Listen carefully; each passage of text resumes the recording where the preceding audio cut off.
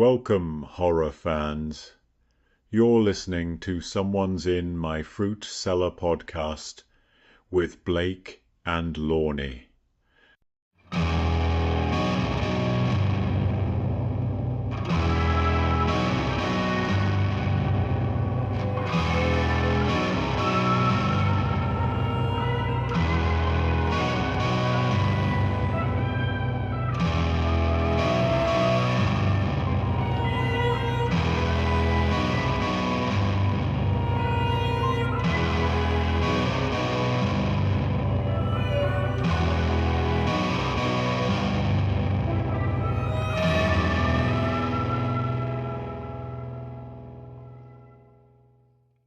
Welcome to Someone's in My Fruit Cellar podcast. Where the trapdoor creaks open and horror classics come back to life. I'm Blake. And I'm Lonnie. Each episode, we dive into the blood-soaked brilliance of classic horror films, breaking down the 10 scenes that sent shivers down your spine and etched themselves into horror history. From demonic possessions to final girls, we'll dissect what made these moments unforgettable and crank up the dread with the perfect soundtrack to match each one. Please visit our socials. We are on Instagram and Facebook at Someone's in My Fruit Cellar. You can find our podcast everywhere you listen to podcasts. Please rate and review. I also have another podcast called the Metal Pit Podcast. You can find that also everywhere you listen to podcasts. And please visit the Metal Pit website, which is www.themetalpit.org. What about you, Lonnie? How can people find you on socials? You can find me on Facebook, Lonnie Hilario, and on Instagram, Decay of Reality. And this episode, we got a special guest with us. Me and Lonnie have a special guest, and it's vocalist for the band Five Rand from Italy, and her name is Julia Elenoir. How are you, Julia? Hi, guys. I'm great. Sorry for my voice. I just passed the flu. I'm here because I really care about this interview about Blake and Lonnie. So thanks again for inviting me. You're welcome, and we're so happy that you're here with us. Hi, Lonnie. How are you doing, too? I'm doing okay. I'm just getting over pneumonia. So Julia and I are in the same situation, but we're happy to be here, and we're happy to have you with us. Okay, so before we get to the movie, we'll talk to Julia for a little bit first.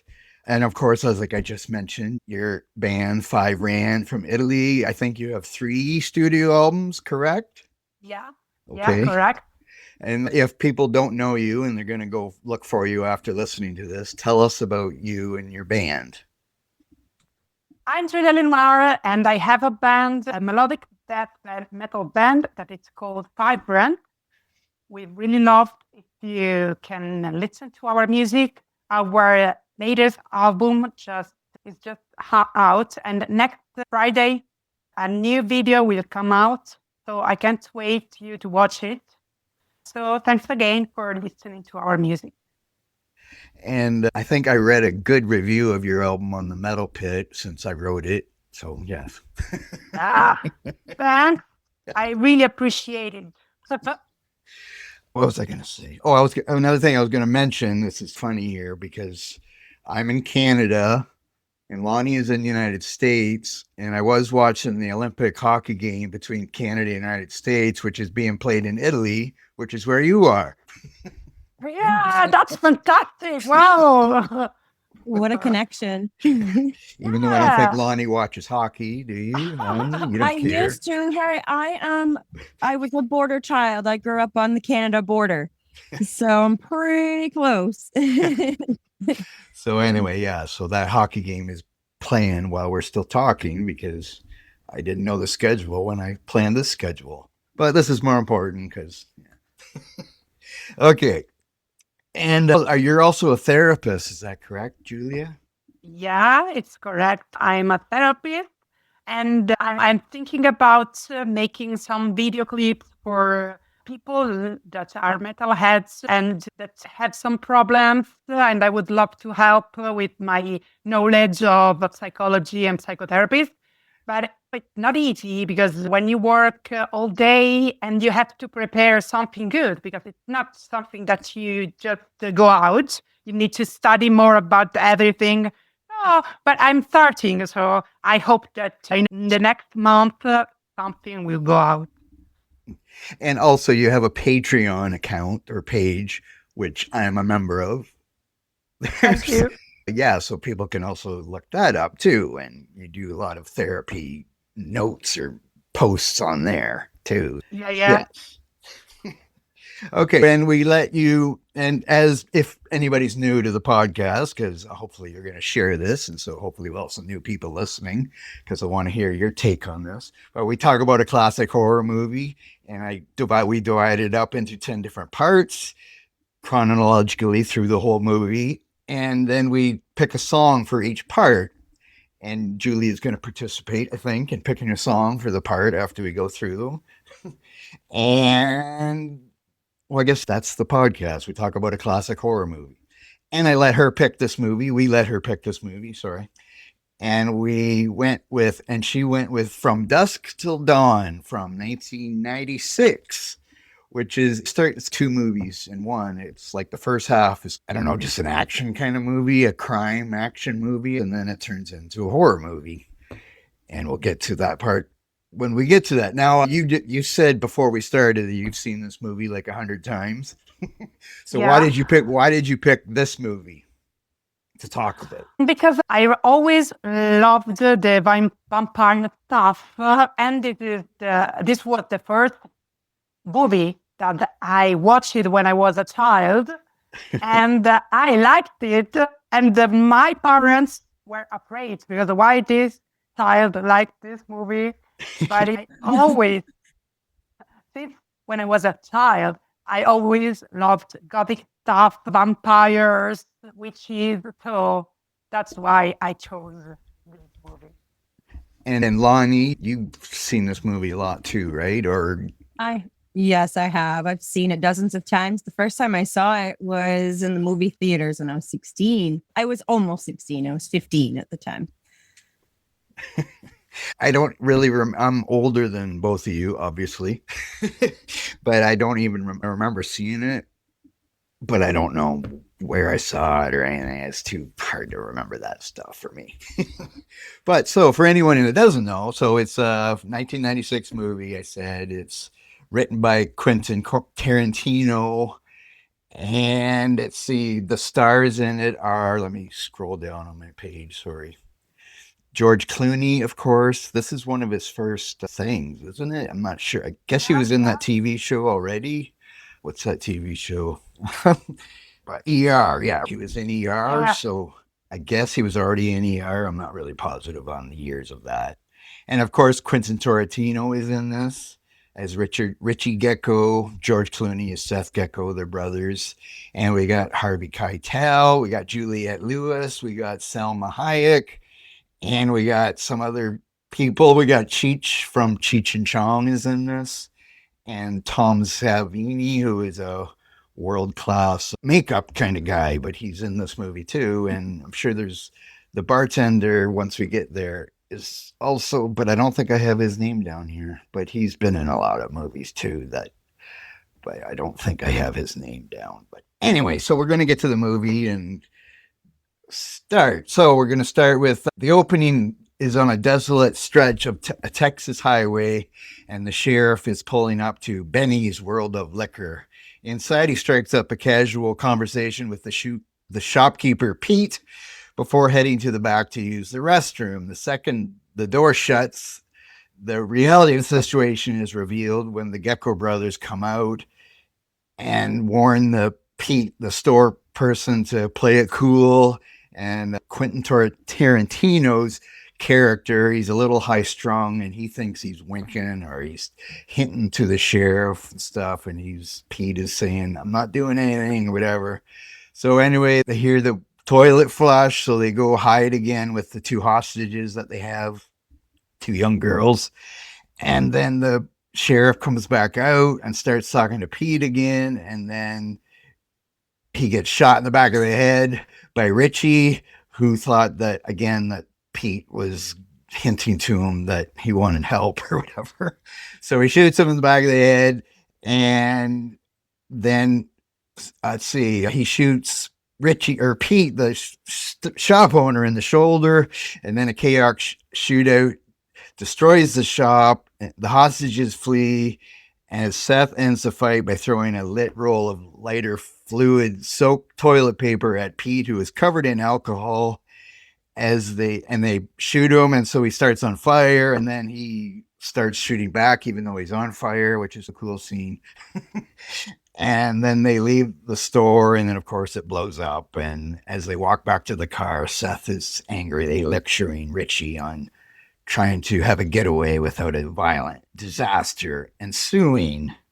So that's the start of the movie. Julia, what do you think of the start of the movie?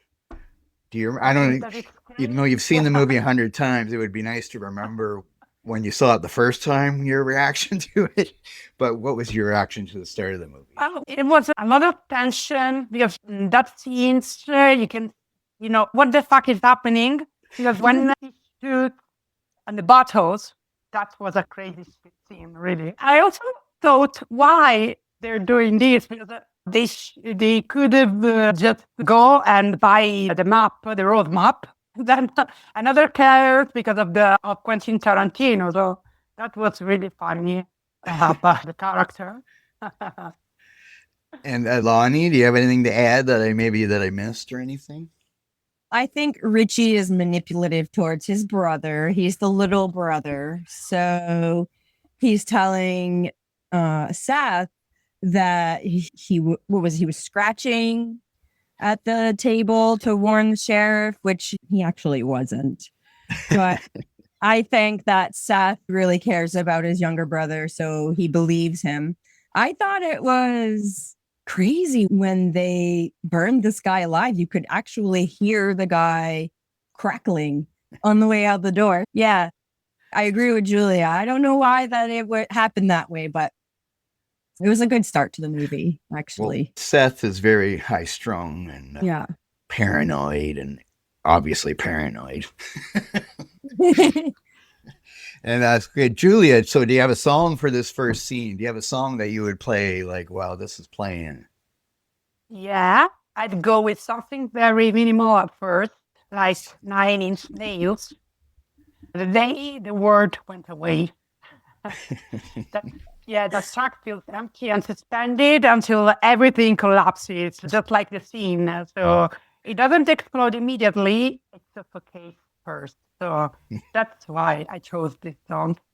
And Lonnie, and for Julia, Lonnie is a big death metal fan, so most of her songs are death metal songs. So Lonnie, what's your song? I love the song that she chose, because if you think about the 90s, 9 Inch Nails, that was one of the most popular bands out there at the time. Perfect song. I went a little more extreme. I went with Subject to a Beating by Dying Fetus. Wow. And me, I'm a little older, like I said, so my metal is mostly, I would say 80s metal is mostly what I go for. And so I went with Motorhead. I'm so bad, baby, I don't care. And that would be perfect. That would be mostly for the Richie character, but Seth cares, but he doesn't care. Anyway, okay. And that's from the Motorhead album 1916, by the way. It doesn't really matter. We don't need to say what album things are from. Okay, the next scene is they're on the road. They get in their car and they're on the road because they need to get to Mexico.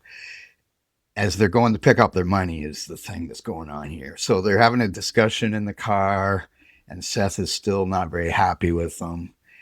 And let's see, they drive to, they show an x-ray of the first, they show, I didn't see this the first time, sorry, but they're driving, the car is driving, and there's words on the screen, and then it breaks the words, doesn't it? I've seen that before in movies, but I didn't know they did this way back then. But anyway, they crash through some words on the screen with their car. But anyway, and then you see an x-ray of the trunk, and there's a woman in the trunk that they've kidnapped. And so they get to a low rent motel to regroup. And inside the room, they discuss their ultimate goal, fleeing to Mexico to meet Seth's contact, Carlos, who has promised them sanctuary in a place called El Rey. And Seth leaves to scout the area, leaving the mentally unstable Richie alone with their captive.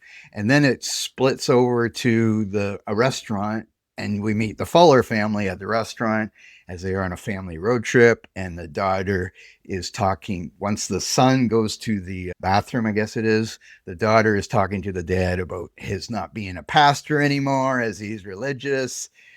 And we'll get to that later, but so there's a reason that he's not a pastor anymore, but he's still religious and stuff like that. And so that's all I got for that scene. It's a short scene.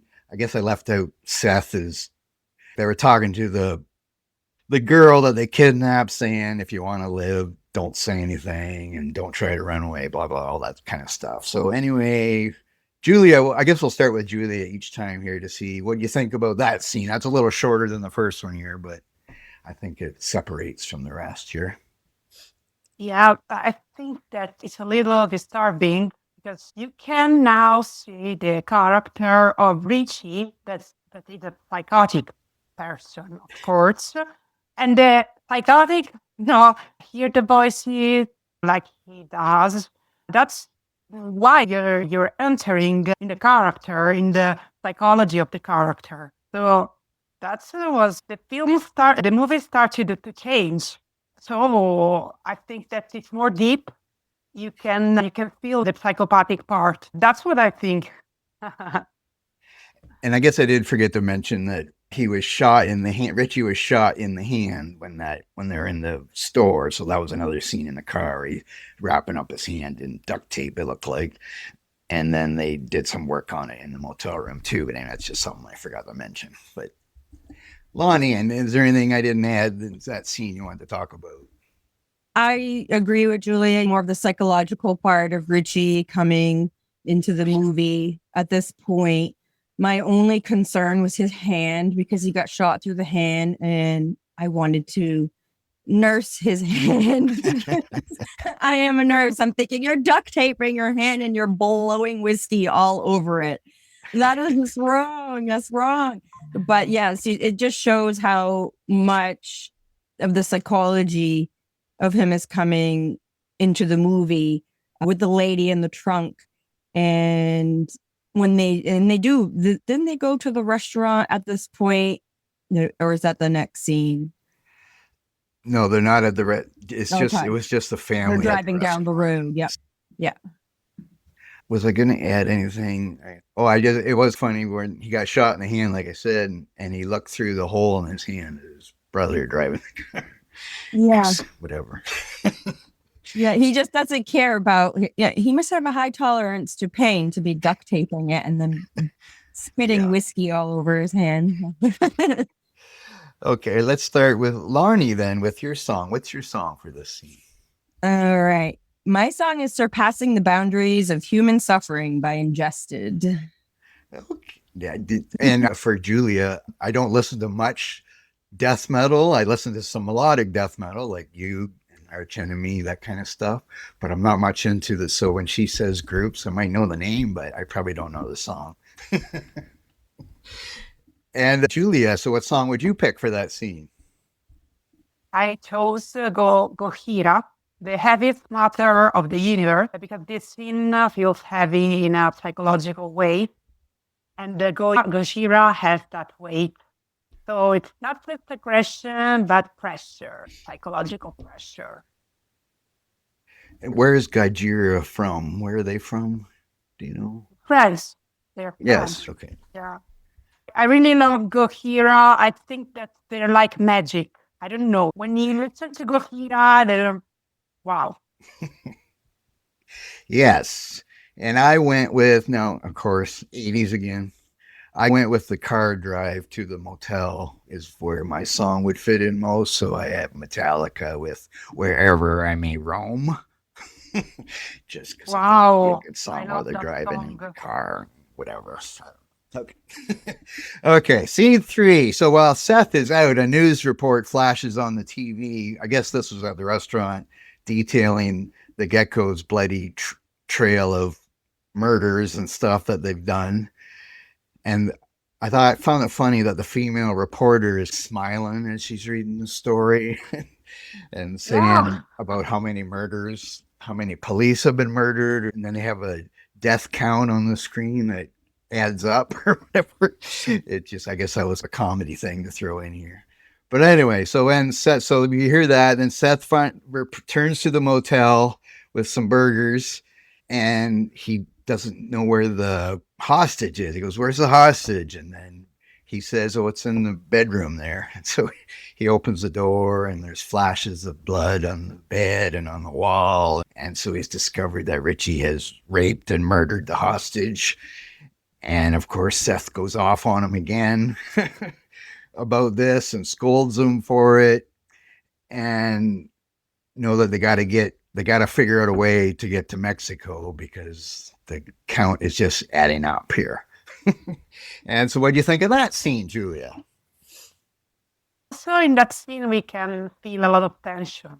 Also about the thing that they need to go to Mexico and the time is running.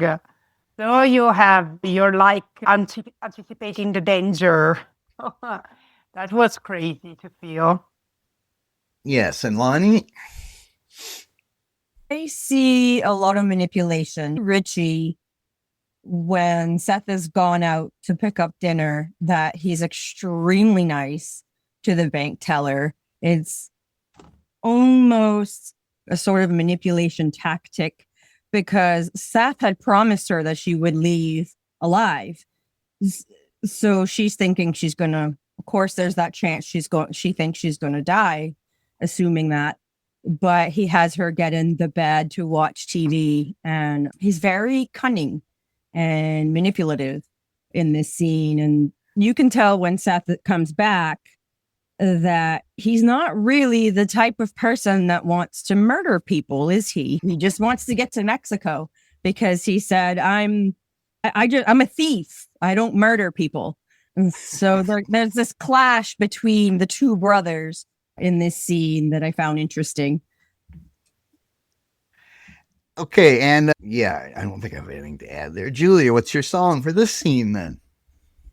For this scene, I chose Meshuggah, the Murge, because this scene is pure psychological tension. Nothing really happens, but everything could. So there is a lot of anxiety of being exposed, of being seen. And the repetition in Meshuggah mirrors is that mental loop when your mind keeps anticipating the danger over and over again. So that's why I chose Meshuggah. And Lonnie, what's your song? I chose Survival by Extermination and Dismemberment because at this point they're trying to get to Mexico. They're in survival mode and there's this urgency to flee without being seen. And my song, I'm just going to read you 2 lines of lyrics from the song first. Rotten to the core, just like a murder, release your rage, embrace your hate. Does that song sound familiar to anybody? Yeah. That's a 5 Rand song, and that's called Several Injuries from your second album, Dark Mother. Because I went through your lyrics trying to see, I got to pick one of her songs or one of the parts, and that's where I fit it in. So there we go. It really fits in. Really. Now we get to a little bit of a longer scene here. So we got Fate delivers the Fuller family to the motel, and they stop at the motel, and Pastor Jacob, who has walked away from the church, and his teenage children, Kate and Scott, but the Geckos hijack their RV at gunpoint. They go into the motel room and say they're going to kill them if they don't drive them to Mexico. And in the motel room, Richie, the girl comes in. What's her name again? Sorry. Her real name? Juliette Lewis? Yes, Juliette Lewis. So the Juliette Lewis character, he thinks that she says something dirty talk to him about dirty talk. I just won't say it. And so he thinks that he thinks that she says that to him. And then, of course, he's in his mind, he's whatever, because he seems to like girls. I'm not sure that's why he killed the other girl, because he raped her first. I don't know. They don't really show anything. They just insinuate. He has no impulse control. Yeah. So anyway, so they get in the trailer, the camper, whatever, Winnebago, whatever you want to call it. And they're on the road and they're doing some small talk. And Juliette Lewis says to him, "Where are you taking us?" And he says, "Mexico." And she says, "What's in Mexico?" And he says, "Mexicans." I don't know. I just thought that was funny, so I made a note of it. And Seth is up at the front getting to know the dad a little better while he drives and realizing he used to be a pastor, which I guess will come up important later. So I guess that's really kind of why they did this scene, so that they could get to know more of the backstory of this people, whatever. And Richie's at the back talking to the two teens, but he thinks of the thing that she said about the pussy thing or whatever. And he says, "I can do that for you if you want." And she's all confused and going, "Do what?" She says, "The thing you said at the motel." And she's, "What did I say?" And then, but Seth interrupts the conversation and says, "Don't talk," or whatever. So that stops that. So at the border, the suspense is suffocating, I guess you could say, as the customs, not sure why, because the dad said, "I'm here with my son," to the border agent. And then there's a noise in the back, of course, because the two Gecko brothers are there with the daughter. And then he goes, "Oh, I forgot my daughter." I don't know how he, but whatever. He still could have said his daughter was there anyway, but I guess they didn't want her up front because they were holding her hostage to make sure they didn't do something. And so the guard, who happens to be Cheech from Cheech and Chong, comes onto the camper to take a look. And Seth is, or not Seth, the other one is going berserk and thinks that they're going to find him. And so Seth has to knock him out, so he shuts up so he can be quiet. And then the girl sits on the toilet like she's going to the bathroom, and the other two brothers hide. And so they get away with it, and they let them go on through to Mexico, and the RV pulls away. Okay, so what do you think of that scene, Lonnie? Jacob is a widowed pastor doubting his faith, and they all know this. But I'm wondering, how did, through all that turmoil that's going on in the back, how did they know to put Kate on the toilet at that perfect time? And also, Cheech, he plays 3 parts in this movie, I think. I love Cheech Marin. He's one of my favorite actors. So I was surprised to see him as a Border Patrol. And Julia, do you have anything to add about the scene? I really loved when the policeman found Kate on the toilet, because that was really unexpected, really. That was the greatest idea that they could ever had. So that's really crazy, and I loved that.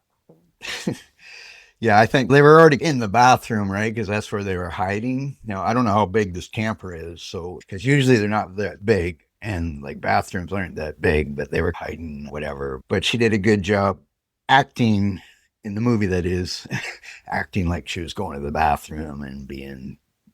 But the Cheech was smiling as he was looking at her on the toilet. And then Clooney was also smiling too, looking at her on the toilet. I don't know. But anyway, here, I'll do my song first for this one. How about that? I went with Megadeth and Sweating Bullets because of the tension of them going in and trying to find them. Yeah. Whatever. So that's what I went with there. Julia, what's your song? I went with Behemoth, Blow Your Trumpets, Gabriel. This moment is like a ritualistic, so it's tension, something that captures the scene, so that's why. Cool. And Lonnie, what's your song? Psychotic Annihilation by Omnility. I can never pronounce the name of this band, so Omnility. I'm so French that I can't pronounce it. Sorry. It's not easy.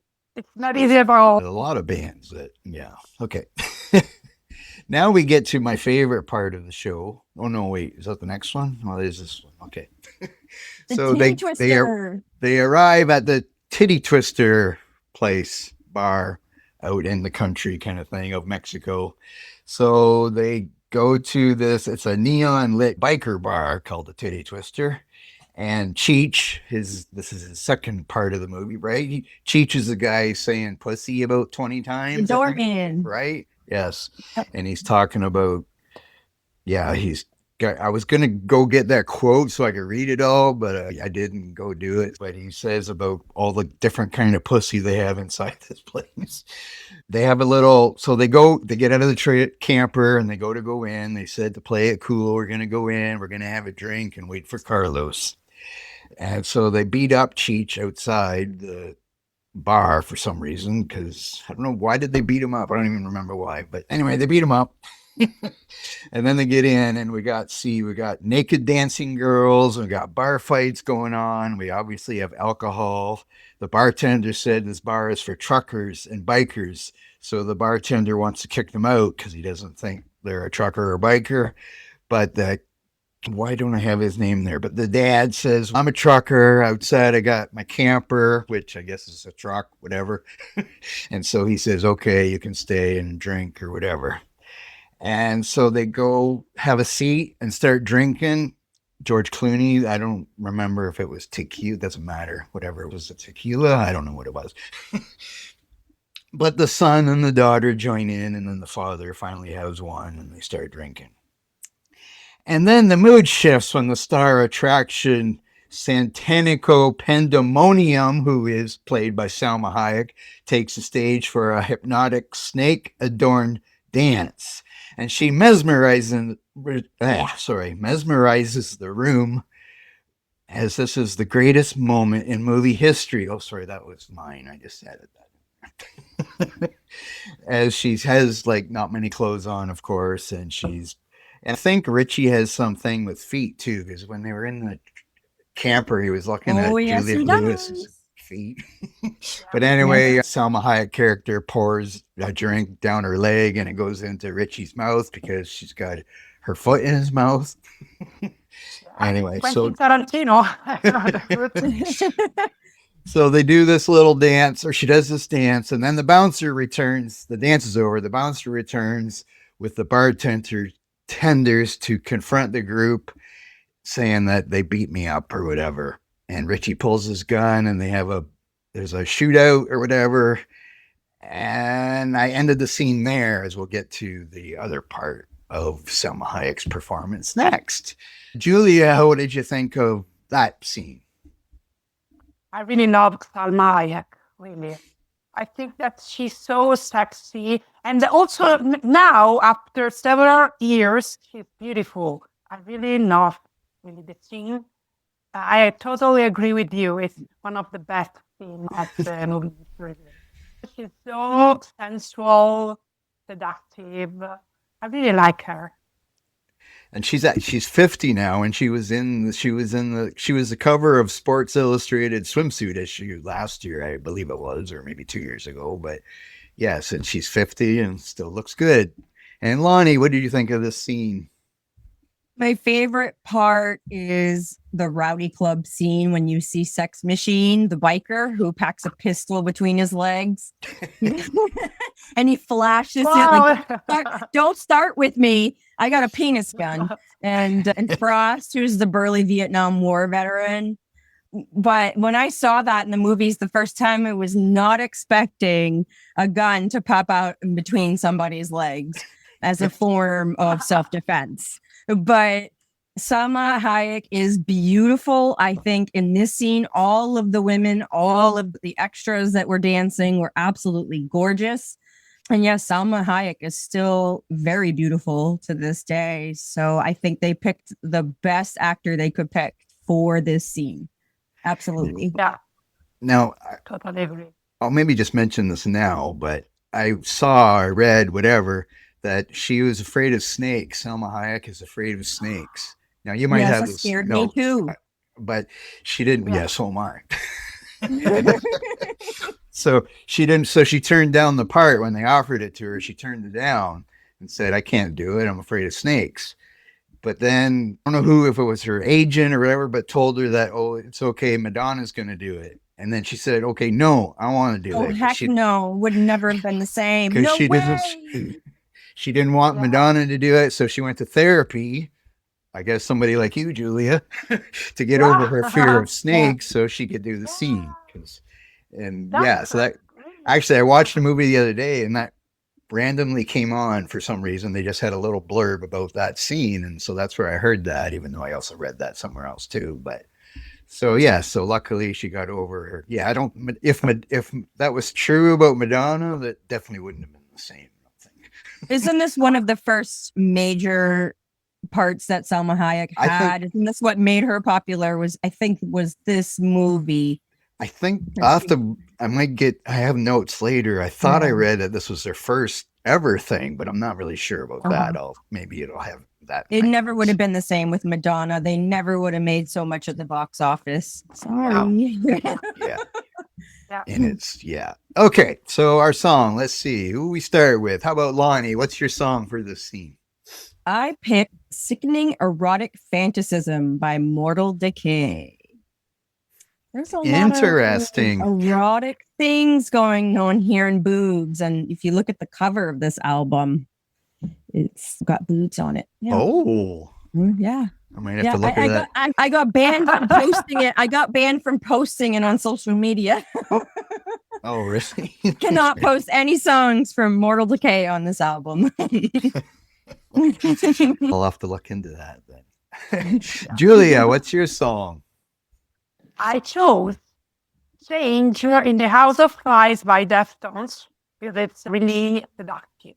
I like that song.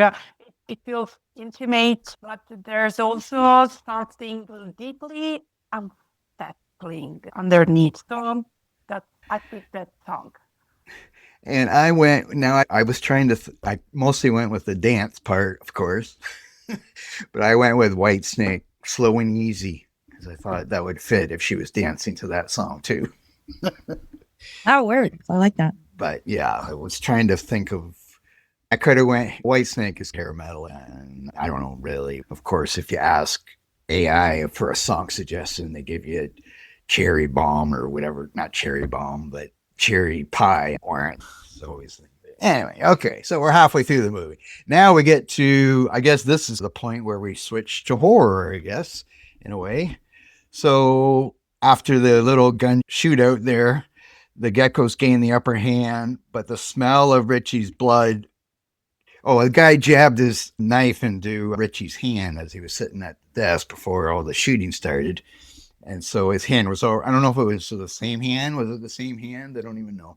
But anyway, so his hand, blood's dripping off his hand, and the Salma Hayek character is looking at his hand, and her eyes are changing. And all of a sudden, she changes into a hideous reptilian beast, and she lunges, biting Richie deep in the neck. Seth manages to shoot her off, but Richie dies in his arms. Within seconds, the bouncer, the bartenders, and all the dancers reveal themselves as ancient vampires. So they're not good looking anymore.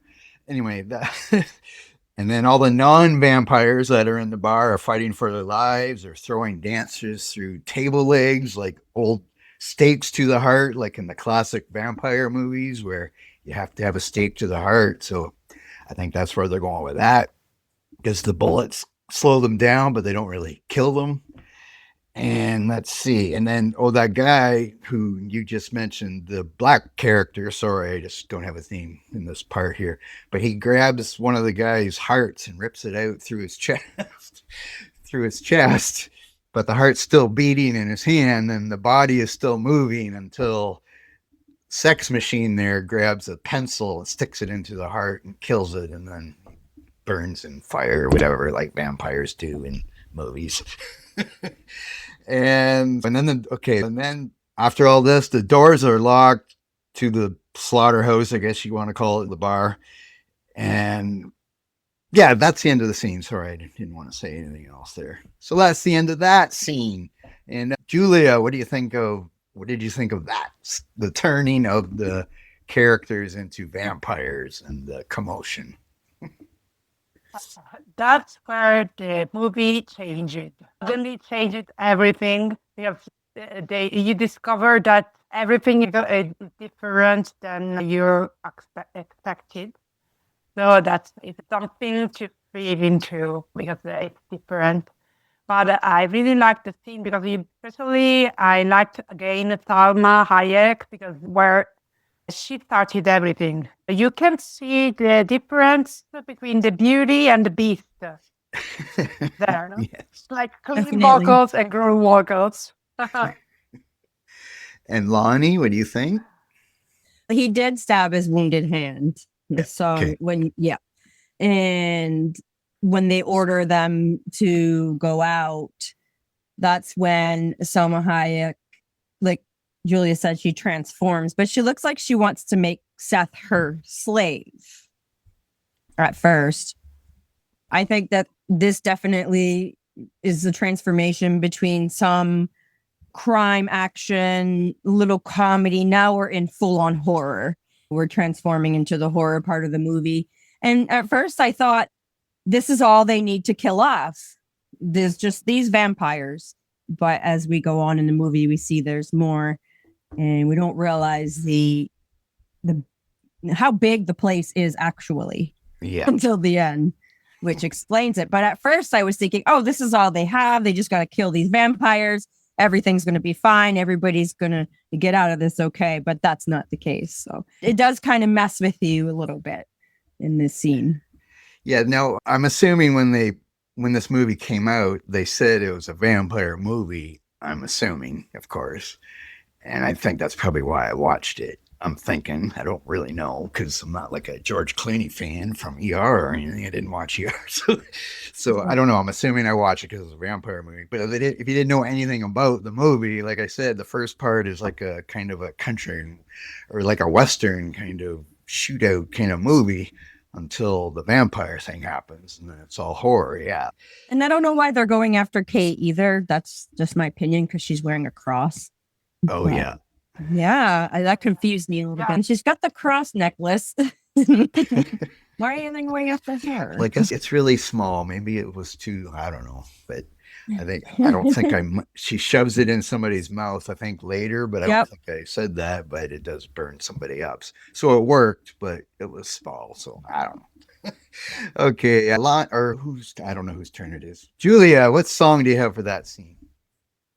I chose Dimmu Borgir, Progenies of the Great Apocalypse. I actually have that album. This is the moment. I love it. This is the moment where the film completely breaks its own rules, like we said before. And up until now, everything was grounded in reality.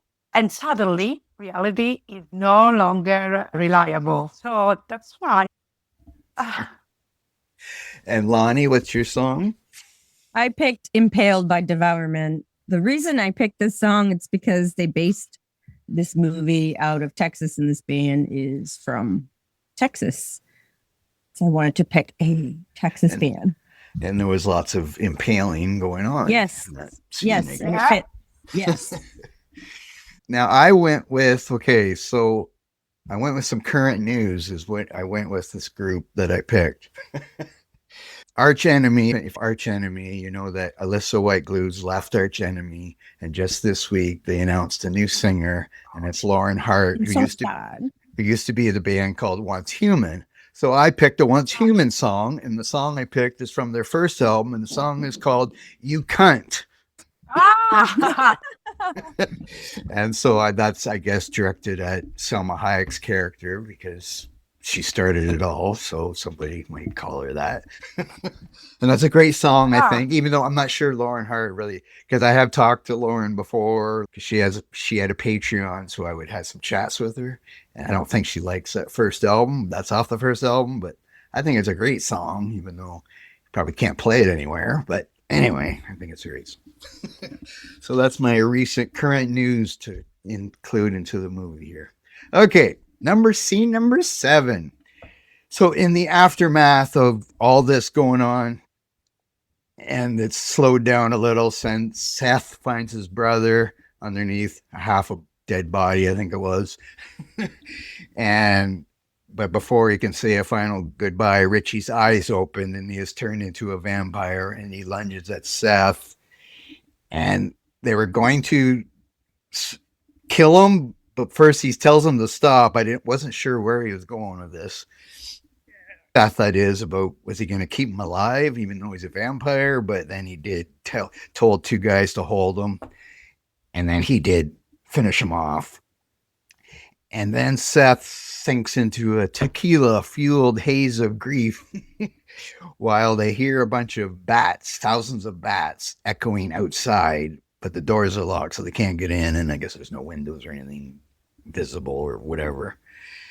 And it's really short what I got there. So all this scene really is Richie's death and how that affects things. So Lonnie, what do you think about Richie's death scene, I guess? I think that Richie's death kept him quiet for a little bit. His brother didn't have to watch over him so much at this point, but I think that in this scene, was this the scene where the chandelier falls? Yes. That was my favorite part. I like that. Yeah. Yep. And you do see a lot of psychology as well with Seth realizing that his brother is now gone. And I think it fuels him to murder these vampires. Let's get rid of them. Let's do everything we can to get rid of them. Well, he still wants his money, too. Yeah, but he wants to get out of there, and they're locked inside. How are they going to get out? And Julia, what do you think of the Richie death scene or the Salma Hayek death scene, too, I guess you could call it? Yeah, I totally agree with Lonnie. This is a really deep scene, psychological scene. You can see Seth holding Richie after he has been beaten. And for a moment, everything slows down. And what remains, it's just the relationship between two brothers. And you can see the progress when Seth realized that he did everything.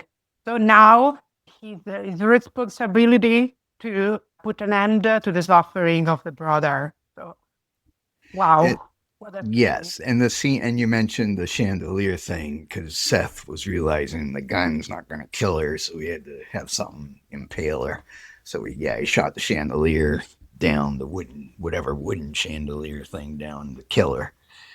But I was going to say that I think if Salma Hayek said to me she wanted me to be her slave, I'd probably say yes. I don't know. Wow.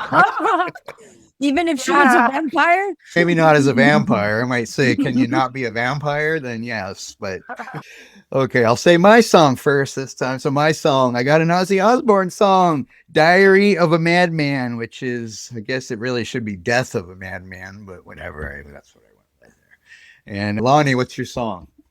I chose Apocalyptic Feasting by Brain Drill. Brain Drill? Brain Drill, yes. Okay, and Julia, what's your song? Opeth, Window Pane. Because the moment is not about violence, it's more about grief. So yes. Cool. Yeah. Okay. Next, where are we going now? Let me read this. Okay, so Among Us. So the survivors realize that the dead patrons of the bar are now coming back to life, but as vampires, because they were killed by bullets. But I guess now they're coming back to life as vampires, like zombies do. That's what's going on here.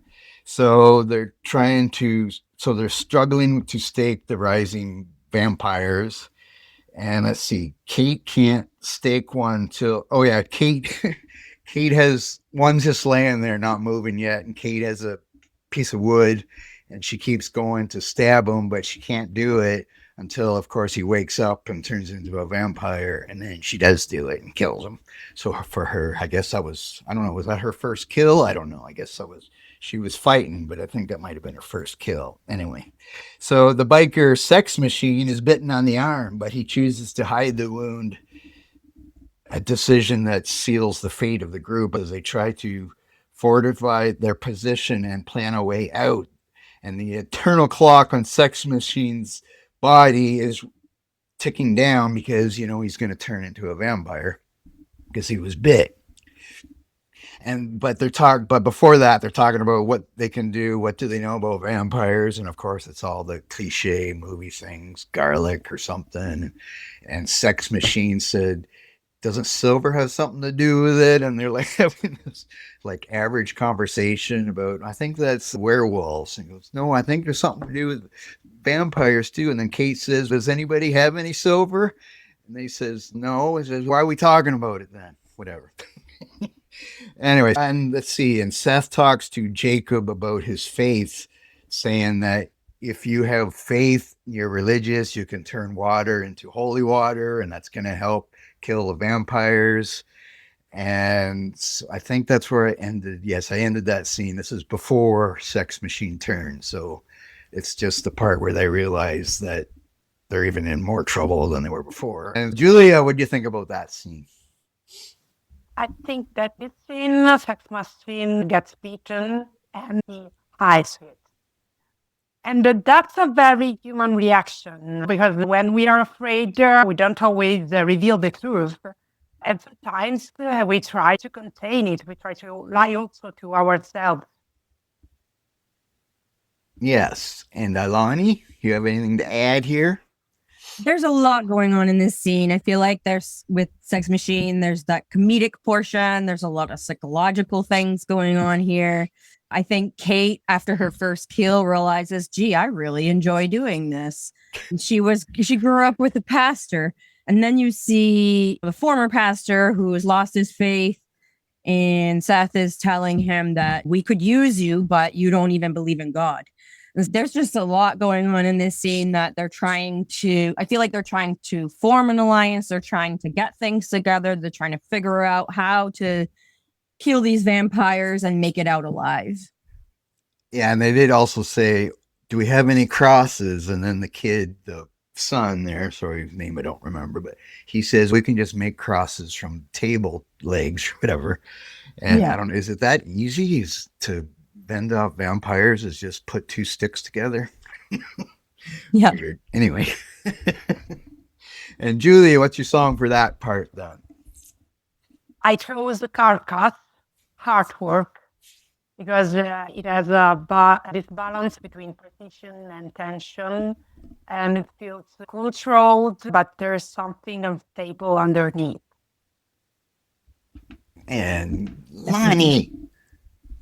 So I chose More Than Many Never Won, Hideous Divinity, and they're actually from Italy. They're my friends. I thought this would be the perfect song, because at this point we're starting to realize it's not just the ones that we see. There are a lot more vampires that are coming into the scene as well that they have to fight off. Wow. I have to tell to Enrico, because we are close friends. And he is also one of my favorite bands, Hideous Divinity. Yeah. We are close friends. Enrico was and is my doctor, because he's a doctor.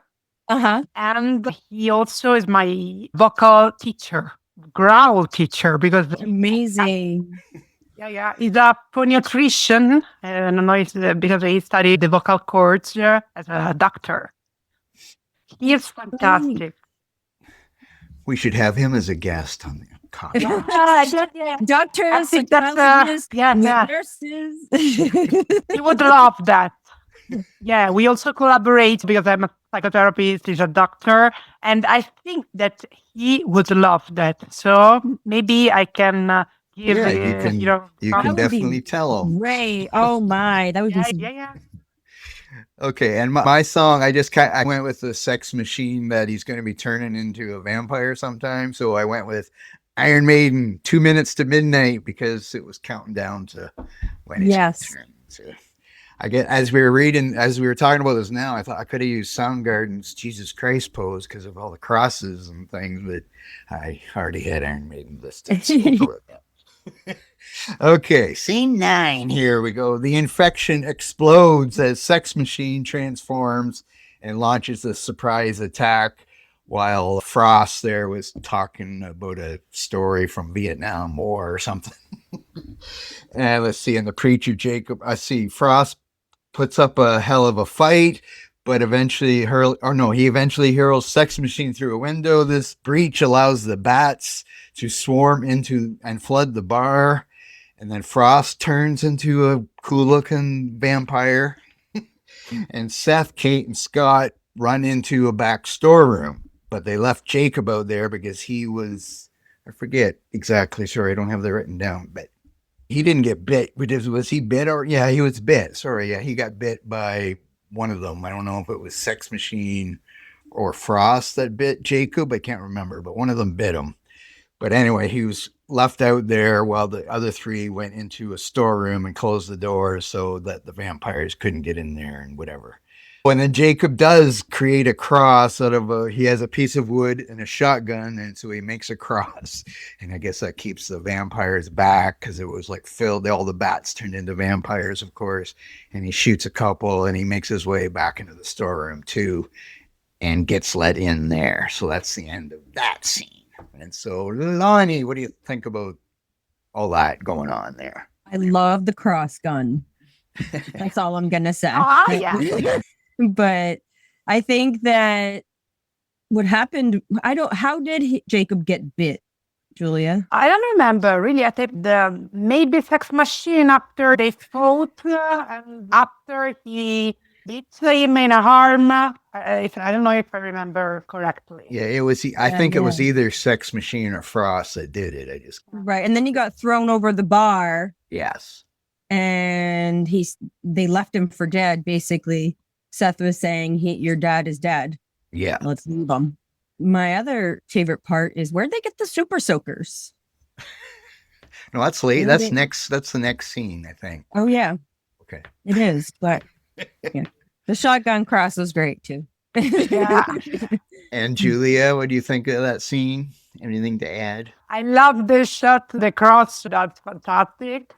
In this part of the film, everything starts to fall apart. The group is exhausted, wounded, and no longer in control, turning into monsters. So that there's no more strategy here. It's just a survival mode.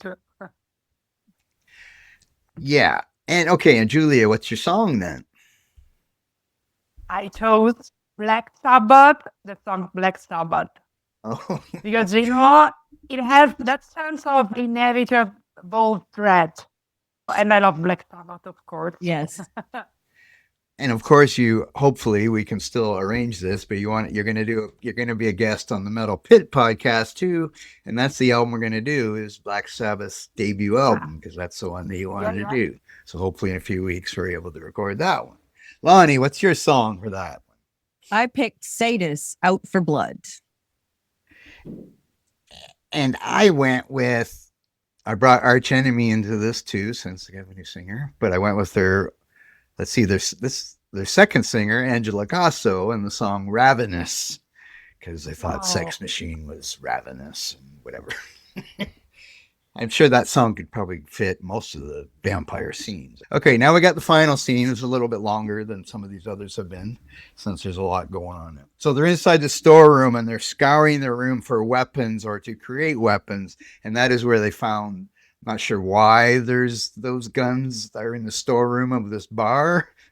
I guess it's stuff that, I guess we find out later that there's been a lot of people murdered at this place, so I guess they steal the stuff from them, but not sure why they have a squirt gun or whatever, why somebody had a squirt gun at the bar. But anyway, they make crosses, they make weapons, they find things to use as weapons. And so they're going to go out and fight these vampires. Jacob makes his kids promise to kill him when the time comes. He makes them swear to God or whatever that they will do it. So that is a little bit of a scene of getting them to admit, yes, I'll kill you or whatever. So he leads, so they go back out, and he's being a servant of God now. And so there's a big, Seth he rips off Sex Machine's head, and it goes rolling around on the floor. And there's a lot of vampire killing going on here by the group here. During the battle, Jacob kills the vampire Frost, but then turns but then wait, turns and bites his son. No, who bought it? So sorry. Who bit his son? It was the dad or the Frost. I forget. Sorry, I wrote that down wrong. Anyway, the son gets bit. Anyway, but then the Scott kills his father like he said he was supposed to. But then Scott is swarmed by vampires and he's surrounded like by 5 or 6 of them. And he tells Kate to kill me. And so she does and blows them all up, a whole group of them up with one shot of her brother. And I guess that's kind of where that part ends. And as the sun rises, the sun rises and the rays of light are piercing through the bar, like the wooden walls or whatever, and so they knock some of the walls off so it'll burn all the vampires up, just like in the old days where vampires don't like sun, of course. And then Carlos arrives just in time after all the killing is over, and he knocks on the door and says, "I'm here to see my friend Seth," or whatever. And of course, Carlos is also Cheech from Cheech and Chong again. This is his third part of the movie. And so they go outside. It's daylight now. And Seth punches Carlos in the face and says, "Why did you send us here? It's a death trap." But he didn't know anything about it. He'd never been there. It's just a bar, and he didn't know anything about it. But anyway, he arranges the money, and Seth is going to go with Carlos to get his money. Kate asks Seth if she wants some company, but he says no. He says, I didn't write this down, but he says, "I'm a bastard, but I'm not that much of a bastard," or something like that, he says. And so she gets in the camper, and I guess she's going to go home. And then the final shot of the movie is it zooms up, and it shows like an Aztec ruin of vehicles and things, and the side of the building that you don't see throughout the whole movie. It looks like an Aztec ruin of centuries of vehicles that they've had vampire killings since who knows when. And so that's the end of the movie. So Lonnie, what did you think of the end of the movie then? Well, Sex Machine attacks Seth, but's killed by Kate. Jacob kills Frost and then turns into a vampire. And then Scott kills him, but he allows Jacob to bite him, but then he's devoured by all these vampires and he's begging for death. That was hard for me to watch. As a 15-year-old, I'm thinking, oh my gosh, I better never go to a bar.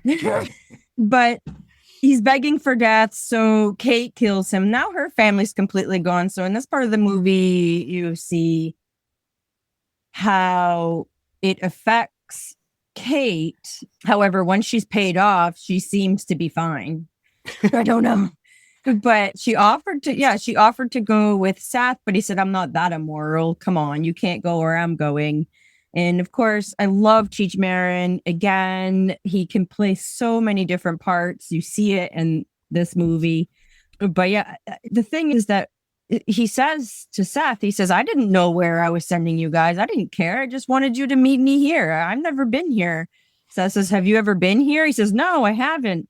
But then at the last part of the movie, you see how big this place really is from the backside. So I wondered if there are more vampires that they just didn't kill. Because it was pretty big. But in the beginning of the movie, it just looks like some hole in the wall bar. Yeah. Yeah. And Julia, what did you think of the end of the movie? I was shocked about the scene where Jacob gathers his children and asks them to promise something very specific. And if he turns, "You have to kill me." And they hesitate.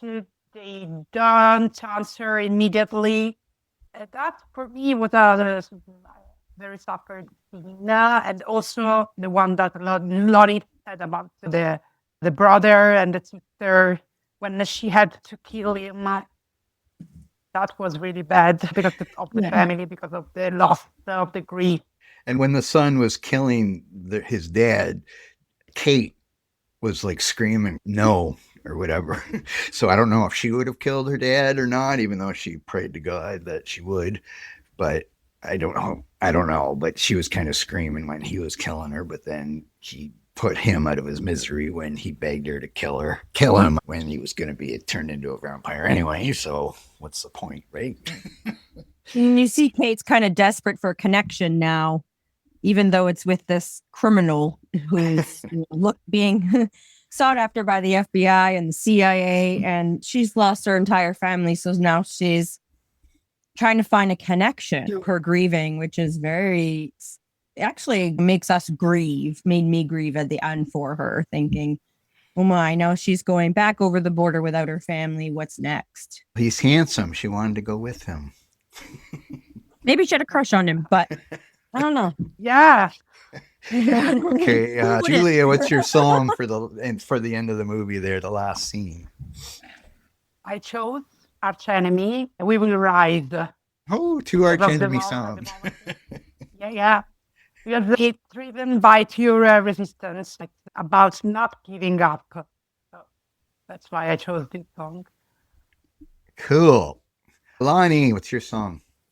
I chose Defeated Sanity, Into the Soil. Vampires are now gone. And there's a lot of soil in Mexico, a lot of desert. So we see a lot of that out at the end of the movie. So I suspect they all went into the soil. And my song, I have Man of War, and I had Violence and Bloodshed, even though that could have been used a few times in the movie, but I went with that one.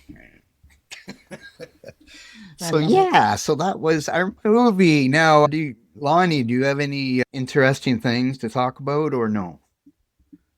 I didn't pull up any facts this time. I have did some. You? Let's see. Let me just figure out what I'm doing here. Oh, there's a from Dusk Till Dawn 2, Dusk Till Dawn 3. Has anybody seen those? No. No. No. I haven't either. No. No, I went on to other Quentin Tarantino movies like Reservoir Dogs and Desperado, which had George Clooney in it. And yeah. Kill Bill was another Quentin Tarantino movie. When Quentin Tarantino started coming out with different movies, I was watching those ones. But I heard that there's a video game. Is that true? Of this movie? I don't know. I didn't know.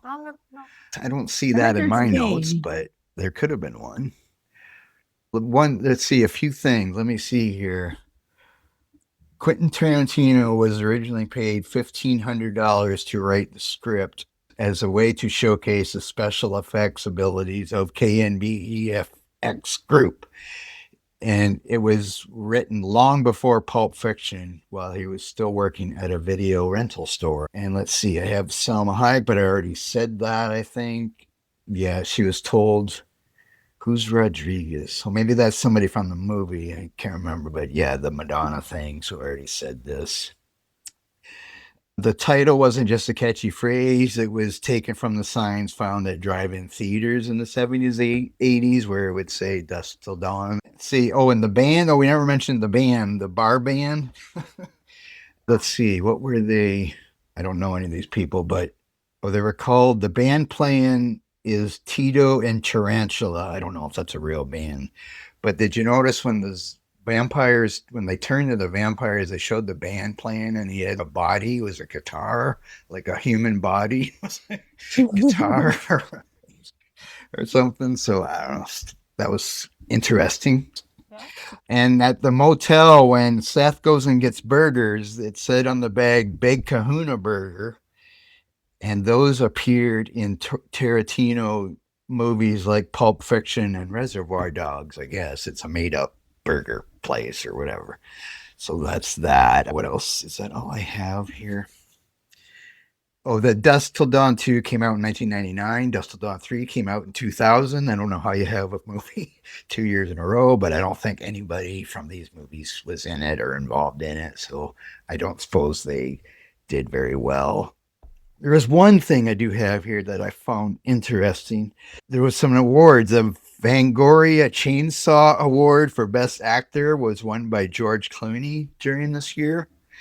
And MTV Movie Awards, Best Breakthrough Performance was George Clooney, Best Actor was George Clooney, and Best Horror Film was this movie. And then they were nominated for some other awards. And Quentin Tarantino was nominated for the Stinkers Bad Movie Award for the worst supporting actor. And for the Razzie Awards, he was nominated for the worst supporting actor. So I guess people didn't really like his acting. I don't know. I guess he did. Did he do much acting? I know he's a writer, but did he do much other acting? Do you know, Lonnie? Quentin Tarantino, he acted in every single one of the movies that he's Oh, has he? Okay. Yeah, but you know what? The movie actually did better internationally than it did in the United States. So they grossed 33,500,000 internationally, worldwide, but they only grossed $25,836,616 in the USA. I think it was more popular internationally than it was in the United States. And the bartender that I couldn't remember his name, Danny Trejo, I think is how you pronounce it. He actually appeared in all 3 Dusk Till Dawn movies, but he was the only one that appeared in the other 2 movies. But again, I've never seen them, and Salma Hayek wasn't in it, so I wasn't going to watch it. Okay. Well, oh, stop. That's probably why nobody's seen the second or the third. Probably. And one more question about Ireland. And how come all the other girls were topless, but Selma wasn't topless? What's up with that? I don't understand. And she was the main feature of the night, and she wasn't even naked. Yeah, she had the snake. That was enough. Yeah, she could have been naked. She could have had the snakes covering her up. Yeah. Got to leave something to the imagination. It's Salma Hayek. Come on. Yeah. I see on YouTube, she was in some other movie where she does like a dance too, similar to this, but I don't remember what the name of the movie was, but I need to look it up so I can watch it. But she does a sexy dance in that too, unless it was from a TV show, but I'd have to go find that. But that's just something. Not that I'm on YouTube searching up Salma Hayek all the time or anything, but anyway. Okay, Julia, do you want to add anything about the movie? Your final thoughts on the movie or anything? I think that we said a lot of things. The movie was important to me because it's the first, like I said before, my first horror movie. And I think that I liked Quentin Tarantino character because he was the perfect psychotic. Because they acted like he did. I don't agree with the words that he was bad. I think that he was great in this part. Yeah. Yeah, I'm not sure why he would be nominated for bad things when the other guy is winning awards. I don't know. He was so good when he played this part. He was so manipulative, so cunning. So I think the audience didn't understand the psychosis, but he was friendly to manipulate. So maybe they just thought he wasn't bold enough. I don't know. But I thought he was great. I thought he did great in this movie. Yeah, I didn't see. I didn't saw- watch any yeah. other movies, but like I didn't watch Pulp Fiction in those movies because this is probably the only horror thing that he did. Probably horror-like thing. He did a lot of action stuff, but that's mostly what his movies are, right? I think. What was I gonna say? Oh, the budget. I don't know if you mentioned this, Lonnie. I don't think, but the budget was $19 million, and yeah, it made $59 million at the box office. According to Wikipedia, anyway. I don't know how up to date this page is, but anyway, yeah. So yeah, that was fun. Oh, I was gonna ask Julia, since you're a therapist, is it when you watch a movie like this or a horror movie or any type of movie, are you always thinking about the brains of the people when they're in the movies?